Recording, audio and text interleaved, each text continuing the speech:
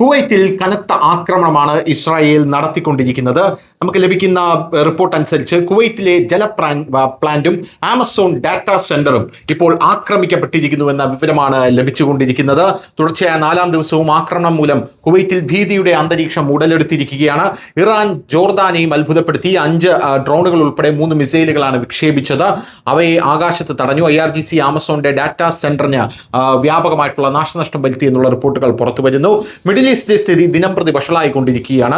Gulf യുദ്ധത്തിനിടയിൽ തുടർച്ചയായ 4-ാം ദിവസവും Iran തങ്ങളുടെ ജല ഡീസലൈനേഷൻ പ്ലാന്റിനെ വൈദ്യുതി ഇൻഫ്രാസ്ട്രക്ചറിനെയും ആക്രമിച്ചതായി കുവൈറ്റ് അവകാശപ്പെട്ടു.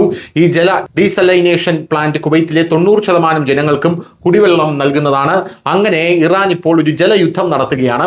അമേരിക്ക നമ്മുടെ ഡീസലൈനേഷൻ പ്ലാന്റിനെ ആക്രമിച്ചുവെന്ന് ഇറാൻ പറഞ്ഞപ്പോൾ ഞങ്ങൾ സഖ്യകക്ഷികളുടെ പ്ലാന്റുകളെ ആക്രമിച്ചു. തിങ്കളാഴ്ച തുടർച്ചയായ 4-ാം ദിവസം ഇറാൻ ഈ പ്ലാന്റിനെ ലക്ഷ്യമിട്ടതായി കുവൈറ്റിന്റെ വൈദ്യുതി ജല പുനരുപയോഗ ഊർജ്ജ മന്ത്രാലയമാണ് പുറത്തറിയിച്ചിരിക്കുന്നത്.